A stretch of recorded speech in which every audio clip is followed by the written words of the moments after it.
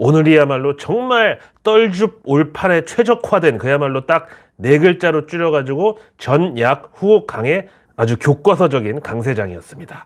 사실 새해 첫 거래일 뉴욕 증시 저는 개인적으로 조금 기대를 했었는데 오늘 새벽에 보니까 정초부터 또 비관론이 상당히 우세하더라고요.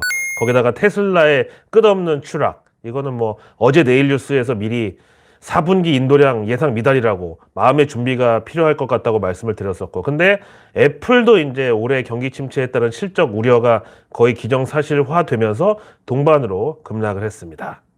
그러나 오늘 우리 증시는 어제와 마찬가지로 10시 반에 홍콩 증시 개장과 동시에 항생지수가 점프를 하면서 이틀 연속으로 이 항생 부스터샷의 약발을 받았습니다. 아니, 지금 중국발 입국자 막 전 세계에서 막 보이콧하고 또 뭐 중국 내 코로나 확진자 수가 1억 명인지 얼마인지 지금 확인도 안 되네. 그리고 춘절 연휴 때까지 감안하면 이제 막 시작이네, 난리인데 중국 상해지수랑 홍콩 항생지수는 이틀 연속의 급등으로 우리도 함께 견인을 해줬습니다. 이래서 진짜 이름이 중요하다고. 항생지수, 바이러스 잡는 항생제처럼 바로 그냥 치고 나가잖아요. 그리고 중국 상해지수, 이름과는 반대로 상해 안 상했다고. 그리고 코로나에 상해 입혔다고. 코로나 접했다고. 하여튼 오늘 삼성전자, SK하이닉스 이 투톱을 비롯해가지고 K반도체 제조사들이 하루 종일 정말 쉬지 않고 이어진 외국인들의 어떤 러브콜에 급등세가 나타났습니다. 여기에는 JP모간이 삼성전자 목표가를 기존 8만 원에서 오늘 7만 5천 원으로 하향은 했지만 그래도 수요 회복에 대한 기대감을 근거로 투자 의견은 오버웨이트, 즉 비중 확대를 유지했고요. 또 결정적으로 크레딧 스위스에서 올해 첫 리포트를 이제 발간했는데 삼성전자 기존 목표가 8만 6천 원을 고수하겠다. 그리고 여전히 아웃퍼폼 의견이라고 밝힌 게 또 묵직한 호재로 작용했습니다. 사실 외국계 기관들 대부분이 아직 메모리 가격 하락은 끝나지 않았다. 그러니까 아직 메모리 사이클 바닥은 안 왔다고 분석은 하고 있는데 그래도 주가는 이제 바닥에 가까워졌다. 원래 뭐 선행을 하니까 그런 컨센서스로 지금 기울고 있습니다. 이 덕분에 오늘 우리 K반도체 관련주들은 정말 30몇 개가 그냥 동시다발적으로 모두 강세를 나타냈습니다. 하지만 아직까지는 흥분하기에 이르다. 그 이유는 당연히 월가 금융사들의 어떤 경계감인데 이거는 조금 이따가 다시 소상히 아뢰겠습니다. 자, 말 나온 김에 크레딧 스위스가 또 K 오토모티브, 우리 한국 자동차 업종에 대해서도 리포트를 냈는데 내용은 국내 완성차 업계 쌍두마차죠. 현대차, 기아 12월 판매량이 예상보다 괜찮았다고. 그래서 현대차는 전년비 4%, 기아는 14% 증가로 기록이 됐대요. 그리고 또 해외 판매도 좋았는데 현대차 같은 경우는 인도 시장에서 좋았고 대신에 중국하고 또 여전히 전쟁 중인 러시아 판매는 부진했다. 다음 기아는 북미에서 20% 이상 판매량 증가를 기록했다고 합니다. 그래서 현재 현대차와 기아의 총 주문 잔고가 270만 대 정도, 그 정도 되고 재고는 1.1개월에서 1.2개월 정도 분량이라고 합니다. 이를 바탕으로 크레딧 스위스는 현대차에 대해서 투자 의견 아웃퍼폼에다가 목표가 23만 원, 그리고 기아 역시 투자 의견 아웃퍼폼, 그리고 목표가 10만 원 제시했고요.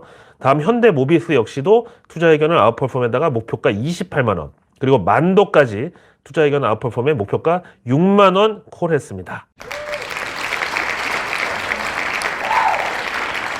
런하 반갑습니다. 사실 오늘까지가 원래 산타랠리의 공식 기간이었는데요. 결국 이렇게 마지막 거래일은 결국 해피엔딩으로 마감을 했습니다. 하지만 여전히 떨줍 올팔을 잊어서는 안 된다. 그 이유는 바로 월가 분위기 때문인데요. 뭐 애플, 테슬라, 마이크로소프트 이런 나스닥 대형주들이 새해 첫날부터 경계감 속에서 하락한 것도 있지만 사실 간밤에 월가 투자자들이 신경이 곤두서게 했던 그 이유는 따로 있었는데 바로 전 뉴욕 연은 총재 윌리엄 더들리의 발언이었습니다. 아시다시피 뉴욕 연은 총재는 뭐 당연히 월스트리트하고 미국 자본주의의 상징인 맨하탄을 끼고 있는 지역이기 때문에 어떤 상징적인 자리이기도 하고 또 그런 만큼 상시 투표권이 부여된 명실공히 연준 내에서 3인자 넘버 3 의장, 부의장 다음 이제 뉴욕 연은 총재 그 위상인데요. 거기다가 오바마 때 재무장관 했던 티모시 가이트너, 그 양반이 바로 그 재무장관 되기 직전에 이 뉴욕 연은의 총재였습니다. 그래서 이 윌리엄 더들리도 사실 당시에는 뉴욕 연은 총재 다음에 뭐라도 할 사람이다. 어디까지 올라가나 보자. 최소한 배지 다는 거 아니냐 막 그랬었는데 당시 대선에서 트럼프가 예상을 뒤엎고 당선이 되면서 이 윌리엄 더들리는 그냥 자기 임기도 안 채우고 중간에 은퇴 발표를 해버렸는데요. 그 배경에 대해서는 뭐 여러 가지 후문이 있는데, 당시에 그 프랭크 닷 법안 있잖아요. 그 미국 의회의 월가 금융 규제안, 여기에 대해서 평소 이분이 강력하게 찬성을 했던 인물인데 트럼프가 그거 다 찢어발긴다고 그래가지고 못 같아서 때려쳤다는 후문도 있고, 하여튼 그런 분입니다. 자, 여기 보면은 진짜 과거 연준 넘버 1, 2, 3가 다 있는데, 가운데가 전 연준 의장 제니 델런, 지금 현 미국 재무장관이죠. 그리고 오른쪽에 빨간 점퍼 입은 분이 당시 옐런이 의장일 때 부의장했던 스탠리 피셔. 이분 이제 제 동문 선배로 LSE 런던 전경대 졸업하고 미국 MIT 가서 경제학 박사를 받았고, 그때부터 이제 쭉 경제 석학으로 이제 유명했던 분이고, 뭐 경력은 끝내주죠. IMF 수석 이코노미스트, 뭐 이스라엘 중앙은행 총재 등등. 그러다가 이제 교수 시절에 전 연준 의장 벤 버냉키, 이분을 가르쳤던 그 정말 전설의 인물입니다.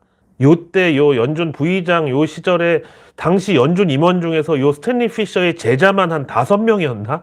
아, 진짜로. 그래서 이 스탠리 피셔 연준 부의장 시절일 때 당시에 FOMC 회의장 뭐 영상 같은 거 보면은 진짜, 미국은 원래 뭐 예의 갖추고 인사하고 뭐 이렇게 그런 거 잘 없잖아요. 근데 진짜 이 스탠리 피셔는 그 연준 임원들이 와가지고 먼저 막 깍듯하게 막 인사하고, 또 그러니까 이 스탠리 피셔는 자기 제자들이니까 볼 쓰다듬고, 그러면서 야 가서 물 좀 떠오라고 막 그런 장면도 있어. 그 연준 임원들한테 그렇게 시키니까 아이고 알겠습니다 하고 막 또 막 물 들어가. 하여튼 사람 사는 세상은 다 비슷한가 봐요. 아, 연준 임원이면은 정말 국제사회에서 영향력이 대한민국 대통령보다도 훨씬 더 큰 그런 존재 아닌가? 근데 진짜 가서 물을 떠다가 두 손으로 이렇게 들이더라고. 자, 이제 여기서 스탠리 피셔 전 연준 부의장 얼굴 사진을 자세하게 보면은 약간 우리 원로 가수 윤복희 선생님 닮지 않았나요? 표정도 그렇고. 그 노래 있잖아. 그 여러분인가? 아, 나는 너의, 아, 이거 약간 최양락 형님 버전인데. 하여튼 그리고 이제 이 사진을 보면 다시 여기 바로 맨 왼쪽에 있는 이분이 바로 오늘의 주인공 윌리엄 더들리, 당시 뉴욕 연은 총재다. 딱 그래서 연준 넘버 1, 2, 3다. 하여튼 이 양반이 다시 월가에 회자된 거는 작년에 그 썸머랠리 때 당시 연준 최초 흑인 임원이던 라파엘 보스틱 아틀란타 연은 총재가 FOMC 금리 인상이 9월에 멈출 것이다, 이렇게 발언을 한 것 때문에 사실 이게 엄청나게 큰 동력으로 작용하면서 썸머랠리가 막 불탔잖아요. 물론 지금 생각해보면 당연히 떨줍 올팔의 찬스에 불과했지만, 근데 하여튼 당시에 시장 참여자들이 아이 그럼 그렇지, 연준이 우리를 버릴 리가 있냐, 9월에 금리 동결하고 적어도 뭐 금리 인상 연말 전에는 하여튼 끝내겠네, 이런 상상 임신으로 다들 썸머랠리에 막 그 몰입해 있을 때, 그때 이 윌리엄 더들리가 인터뷰에서 지금 시장이 연준을 오판하고 있다고, 그러면서 결국 연준 기준금리는 4% 위로 갈 때까지 연준의 금리 인상을 안 멈출 거라고 그렇게 경고했는데, 지금 보니까 진짜 소름 끼치게 이 윌리엄 더들리가 정확하게 맞았죠. 그러면서 이제 했던 말이, 연준은 실물 경제에 더 큰 고통을 줄 것이다, 봐라. 그리고 그 고통을 받았다는 그 증거가 바로 실업률인데, 적어도 지금처럼 3%대 실업률에서는 아마도 사람들이 충분히 고통받았구나, 이렇게 연준은 느끼지 못할 것이다. 그래서 연준은 실업률이 최소 5%까지 올라갈 때까지는 계속 경제에 고통을 가하는 금리 인상과 긴축을 밀어붙일 것이다. 당시 이렇게 얘기해가지고 아, 좀 너무 저주급의 얘기 아닌가 했는데 다 맞았어. 지금 일단 기준금리만 봐도 4% 위로 올라갔어요. 자, 여기까지는 이제 과거 발언에 대한 검증이고, 도대체 그럼 간밤에 윌리엄 더들리가 어떤 발언을 했길래 또 월가의 심기를 건드렸냐 하면은, 블룸버그 통신과의 화상 인터뷰에서 강조하기를, 앞으로 미국의 경기 침체가 오긴 오겠지만 이게 지난 2008년 그 서브프라임 그때처럼 금융위기의 전초가 되는 그런 경기 침체의 성격은 아닐 것이다, 이렇게 강조를 했습니다. 그러면서 이번 경기 침체는 철저하게 연준이 만들어낸, 그러니까 기존의 뭐 경기 침체는 뭐 서브프라임이나 리만 브라더스 파산이나 뭐 LTCM, 그리고 러시아 디폴트, 또 뭐 80년대 오일 쇼크 때 그런 것처럼 어떤 시장의 요인이 아니라, 이번 경기 침체는 철저하게 연준이 인위적으로 만드는 것이기 때문에 그 침체의 끝도 결국 연준이 알아서 정리를 해줄 것이다, 이렇게 설명을 한 거죠. 그러니까 지금 이 금리 인상을 내리는 비에다가 비유를 하면은, 이번 비는 인공 강우로 만들어진 건데, 이거를 이제 또 작년에 그 금리 인상 초기에는 마바라들이 뭐 비가 와야 가을에 풍년도 든다는 둥 뭐 그러니까 금리 인상은 경기가 정상화됐다는 증거다. 그래서 주가에는 호재다 뭐다 를 지저들 댔는데 사실 이번 비는 지저분한 버블을 싹 씻어내기 위해서 연준이 인공적으로 만든 비다. 그래서 이제 시장에서 씻어낼 거 그리고 떠내려갈 사람 다 보내버린 다음에 연준이 비를 멈추면 그때 다시 깨끗해진다. 그러니까 노아의 방주처럼 그렇게 막 재앙적 상황으로 가지 않을 테니까 걱정 마라 이 소리죠. 정말 뭐 새해 덕담인지 뭔지는 모르겠지만 작년에 했던 소리랑 표현만 조금 바꿨지 여전히 앞에 말한 대로 연잘할 그러니까 비록 현직은 아니어도 연준의 생리를 잘 아는 그런 인물로 입증된 윌리엄 더들리 전 뉴욕 총재의 시각은 작년부터 일관적이에요. 계속. 연준이 이번 공격적 긴축을 쉽게 안 끝내줄 거다. 그리고 만약에 어느 날 갑자기 연준의 긴축이 끝나서 주변을 둘러보면 아마 그때는 주변에 있던 게 다 떠내려가고 없을 그런 지경일 것이다. 근데 그 전에는 비가 안 멈출 거다 이거죠. 대신 완전히 재앙적으로 정말 다시 새로 시작할 기반도 막 없이 숲이나 토양 같은 거 다 떠내려가고 쓸려 내려갈 그런 정도는 아니고 다시 재건이 가능한 그런 환경 정도는 남겨두고 연준이 그 비를 멈춰줄 테니까 염려 말아라. 이걸 더들리는 일명 Fed-induced recession이라고 즉 연준이 유발하는 침체라는 표현을 썼습니다. 뭐 induced는 그 왜 감기약이나 아니면 저처럼 알러지 심한 분들 드시는 항히스타민제 이런 거 설명서에 보면은 뭐 졸음을 유발할 수 있다. 그 문장에서 유발한다 이게 인듀스거든요. 그러니까 연준이 리세션을 유발한다. 그럼 다분히 의도적인 거고 또 인과관계가 명확한 거죠. 하여튼 이번 이 블룸버그와의 웹캠 인터뷰 내용에 대해서 월가는 야, 저 인간 작년에도 진짜 그렇게 우리 소름 끼치게 만들더니만 그야말로 연잘알인데 윌리엄 더들리가 근데 저 사람이 저렇게 말한 거 보니까 진짜 연준이 이번에는 그냥 안 물러서겠구나. 게다가 경기 침체가 오는 것까지 다 계산을 하고 그 다음에 경기 침체가 진짜 와가지고 인플레이션이 죽으면 그때 다시 긴축을 멈추고 경기 침체에서도 꺼내줄 생각까지 다 그런 레스큐 플랜까지 다 이미 갖고 있으니 이거 이대로 가면 진짜 시장이 한 번은 무조건 죽어야 이거 다시 살겠구나. 이렇게 각성을 한 거죠. 뭐 그럼에도 여전히 월가의 유동성 중독자들은 금단 현상이라고 해야 될지 하여튼 아무튼 올해는 무조건 해피엔딩이다 이런 시나리오에 여전히 집착하고 있는데 마켓워치 자료에 보니까 올해 뉴욕 증시처럼 이제 새해 첫날 증시가 하락했더라도 그 해의 증시가 결국 플러스로 마감할 확률은 53%. 그러니까 절반 이상이었다고 통계를 제시합니다. 물론 새해 첫날 증시가 상승을 했을 경우에는 그 해의 다우지수가 상승 마감할 확률도 73%로 훨씬 더 높았지만 뭐 그렇지 않더라도 절반 이상의 확률은 됐다. 아니 이 정도면 그냥 거의 랜덤 아닌가? 아니 첫날 증시가 오르든 떨어지든 그냥 절반 이상의 확률로 다 오른다는 게 좀 이상하지 않나요? 보통 증시 격언에도 얘기하는 1월 효과 이게 이제 원래 As January goes, so does the year. 우리말로는 1월장 분위기가 1년 내내 간다. 뭐 이 정도인데 그럼 이제 다른 리서치 자료 LPL 파이낸셜을 또 볼게요. 여기서는 1월 달이 상승으로 기록됐을 때, 그러니까 한 달 단위, 첫 달을 보자. 그 해에 나머지 해가 상승으로 끝날 확률이 86%. 그리고 1월 달이 마이너스였을 때 그 해 증시의 상승 확률 60.7%? 뭐야 이건 더 높잖아.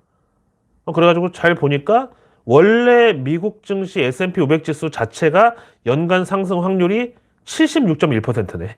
야 진짜 부럽다 부러워. 이러니까 뉴욕 증시에서는 뭐 특별한 개인기, 가불기 자신 없으면은 그냥 인덱스 투자만 하라고. 그래도 장기로 보면은 연간 한 10% 수익 난다고. 그런 얘기가 이게 괜히 나온 게 아니네. 하지만 K 증시에서는 어림도 없습니다. 그래서 내일 뉴스는 내일 보면 너무 늦습니다. 구독과 알림 설정만으로 그동안 상위 1% 정보 취급자들만이 독점해온 내일의 뉴스를 매일매일 저와 함께 보실 수 있고요. 이게 바로 우리 내일 뉴스 미리 보기의 구성 취지인 정보 민주화 되겠습니다. 게다가 배송료, 구독료 모두 무료입니다. 정보 민주화를 한답시고 돈을 준 사람한테만 정보를 주면은 그건 또 하나의 착취가 되겠습니다. 자, 내일은 1월 5일 목요일.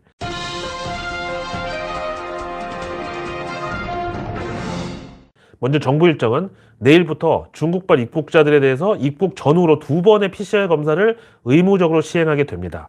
그래도 뭐 이 정도면은 아예 못 오게 막는 건 아니고 그냥 서로 확실하게 하자 이렇게 봐야죠. 그 와중에 오늘 인천공항에서 확진 판정난 중국인이 호텔 격리를 거부하고 도망쳤다는 이 기사가 있었습니다. 아니 근데 자기네들은 2년 전에 그 코로나 팬데믹 초창기 때 아예 한국인들 입국 금지 때렸었잖아요. 근데 오늘 또 보니까 외교부 성명에서 중국인에 대한 입국 금지는 잘못된 과학에 근거하고 있다. 그리고 불합리하다. 그러면서 이런 조치에 강력히 반대하고 우리가 상호주의 차원에서 적절한 보복 조치를 취할 수도 있다고 그렇게 경고를 또 했습니다.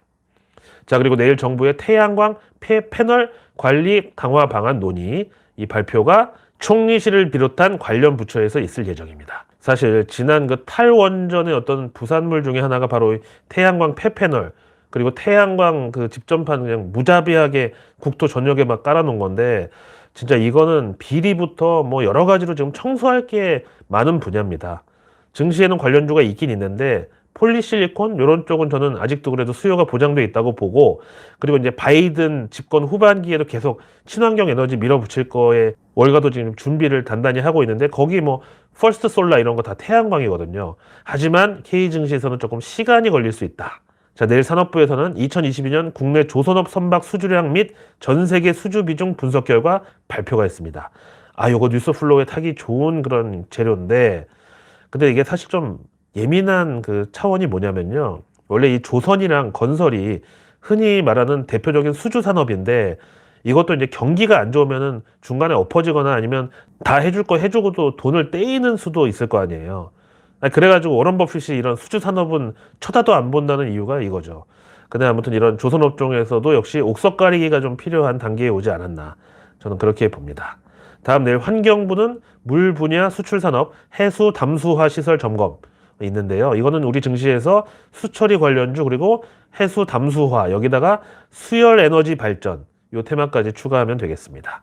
그리고 내일부터 이제 라스베이거스에서 CES 국제 전자제품 박람회가 열리는데, 이게 이제 3년 만에 처음 오프라인으로 전시장 전면 개방하는 첫 해다 보니까 우리 기업들도 이번에 총출동을 합니다. 심지어 이번 CES 2023 여기 전 세계 참가 기업 중에서 20%, 그러니까 5개 중에 1개가 한국 기업이라네요. 일단 이번 CES의 가장 큰 흥행 예고 업종은 AI 인공지능하고 로봇, 그리고 AR, VR, 또 드론, 그리고 자율주행부터 전장까지 이 정도로 이제 압축이 됩니다. 다음 내일 목요일 증시 일정은 카카오 게임즈가 에버소울 글로벌 동시 출시 현재 준비하고 있고요. 그리고 스마트폰 부품 제조사 라온텍이 스펙 합병 상장하는 날이 바로 내일 1월 5일 목요일입니다. 자, 오늘 하루도 고생 많으셨고요. 저는 내일의 내일 뉴스를 또 들고 찾아뵙겠습니다. 고맙습니다.